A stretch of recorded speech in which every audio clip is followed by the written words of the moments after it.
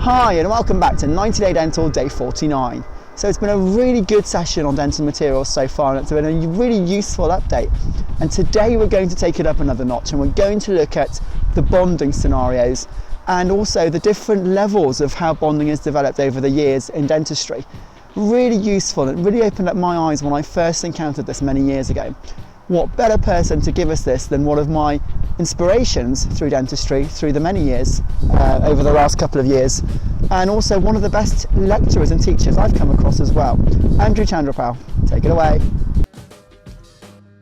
This talk discusses the features of current concepts within bonding agents. When we think of adhesion to enamel and dentine, we really need to think about the system on its own entity. The adhesive system will refer quite simply to the type of bonding agent that you are using at that point in time, and that may have many determinants to why you are using that particular agent. To some degree, and more importantly, the adhesive concept is essential to ensure that the quality of that adhesion to the enamel and dentine surfaces is to the absolute maximum to which the manufacturer might be able to claim.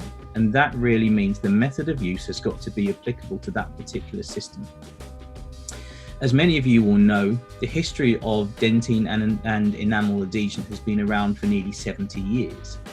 And so what I've put here is a very brief timeline of events that have followed up to this point, where dentine and enamel adhesion is now as good as it has ever been. So when we think about the adhesive systems on the market, really we're talking about conventional and universal systems. Universal, we can arguably say, are the newer variant of adhesive systems on the market, and I'll talk about that later on in the presentation. We've also got to consider the fact that many of these adhesive systems may have a total etch basis to them. They may have a self-etch basis to them, or indeed a selective etch basis to them. And we must understand the differences between those three, and I'll come to that in a moment. The basic constituents of adhesive systems is that there is a solvent that is either made from acetone, ethanol, or water, and that carries the monomer, which is the active ingredient for the bonding process, and that may well be HEMA or bis-GMA, amongst others.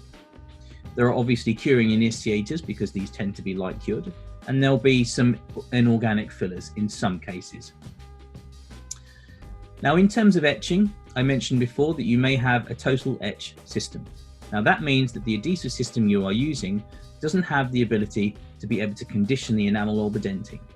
And so we must be able to use usually a 36 to 37% phosphoric acid formulation to then create microporosities within the enamel, and then create microporosities within the dentine as well. Once we get the exposure of the organic collagen fibrils within the dentine, we can then form the basis of enamel and dentine bonding. It is possible to over-etch your dentine, and you must be careful not to do so by ensuring that the etch is not placed onto the dentine for more than 10 to 15 seconds, and ensure you have a really good thorough wash of the etch over the dentine once you've completed that.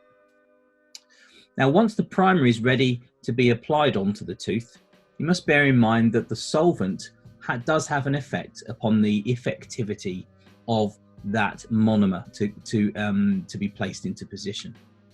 And so it must be scrubbed into the cavity to ensure you get really good permeation into the organic matrix. Bear in mind that acetone will tend to evaporate quicker. Ethanol-based solvents will need longer time to be scrubbed in place and thus evaporate, and water even longer than that.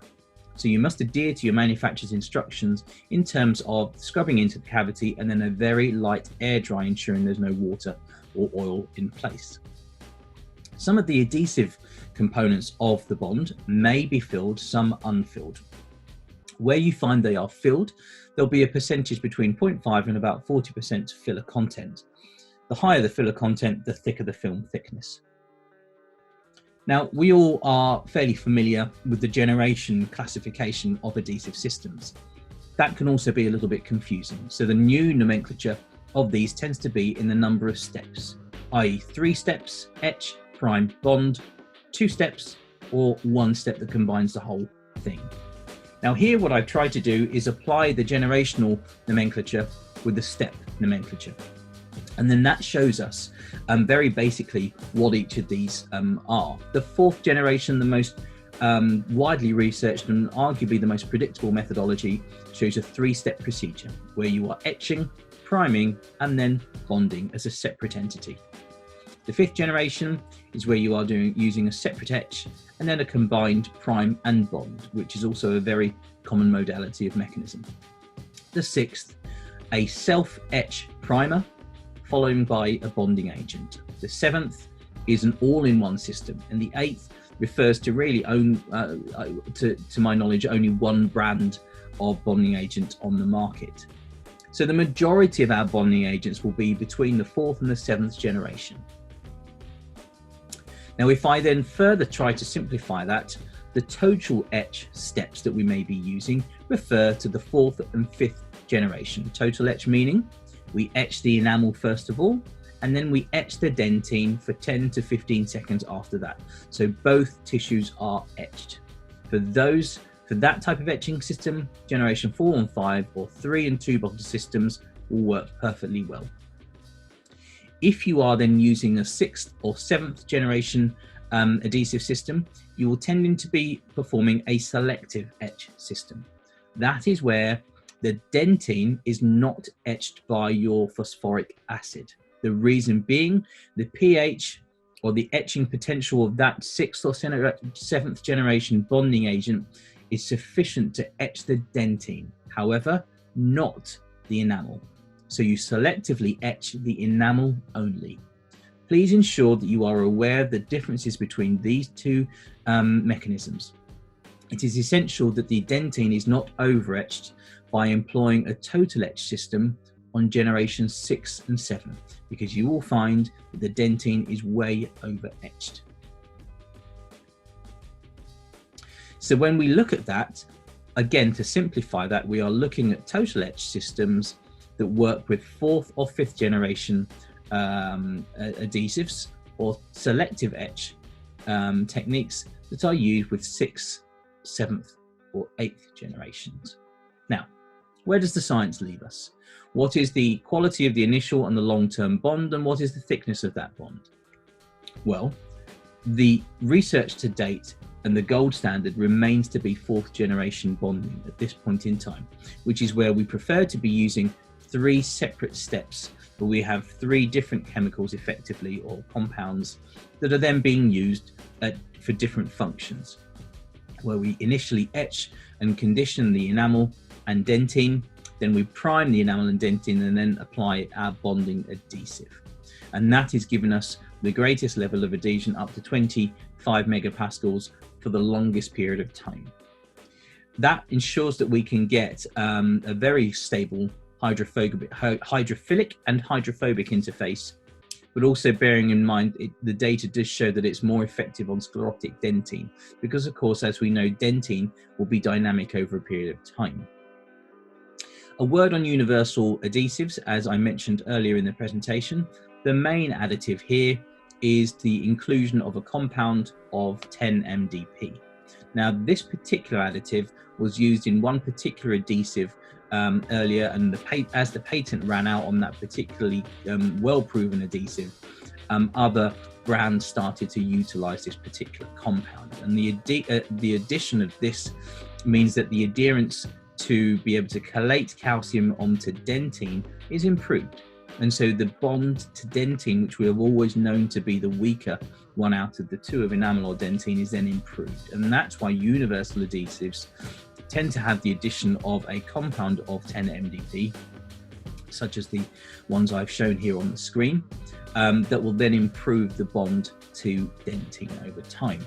They tend to have a lower pH associated to them, so you must read the manufacturer's instructions, as some of them may have a self-etch priming ability to them. So the considerations. Enamel remains to be largely static over time, however, dentine is dynamic. As dentine wears, it will become sclerotic over time, so that needs greater permeation of the etching system through to ensure that the solvent and thus the monomer gets good permeation. Of course, dentine tubules increase with the depth of the cavity, so that means we must be able to limit the amount of etching that we do. That's why self-etching primers do have a place in modern day dentistry, to ensure that we are not over etching our dentine with the use of selective etch techniques. Bear in mind the whole tooth surface and cavity must be cleaned, so we must be using things like particle abrasion to ensure that the biofilm has been removed effectively prior to using etch. Enamel demineralization is not the same as dentine mineralization, on the basis that the tissue's inorganic and organic content is very different. Obviously, it stands to reason that moisture control and use of rubber dam techniques is crucial within this process, to ensure that we don't get hydration of surfaces that we do not want to be hydrated. Always adhere to the manufacturer's instructions, because they will then bring out the best adhesive concept for the system that you are using. So in summary, clean the tooth surface and the cavity surface effectively. Etching protocol, total etch or selective etch systems are determined by the adhesive system you are using. So enamel always will require separate etching. There is no adhesive system on the market that will predictably etch enamel at this point in time. The adhesive concept is determined by the science. So we ensure that your dentine is conditioned for no longer than 10 to 15 seconds. Ensure that you scrub the primer into the cavity surface, into the etched surface of the enamel and dentine, ensuring that based upon the solvent type of your adhesive, that has sufficient time to then be evaporated away. Adhere to the manufacturer's instructions on the basis of light curing. That will be crucial to ensure you get the correct permeation and initiation of the light initiators in the compound itself. And of course, as I say, utilize rubber dam and moisture control where you can. So I hope that this has been an informative short talk. Feel free to email me at andy@indigodent.com, or look at my website on www.indigo.com. I hope that's been informative, and I hope to see you soon. Thank you. Superb session, and Andy will be back later on in the series to give us a bit more updates on various different other things as well. He's a man of many talents. Thanks for joining in. Please like, please share on both YouTube and Instagram, and please join us and comment if you really like this. See you soon.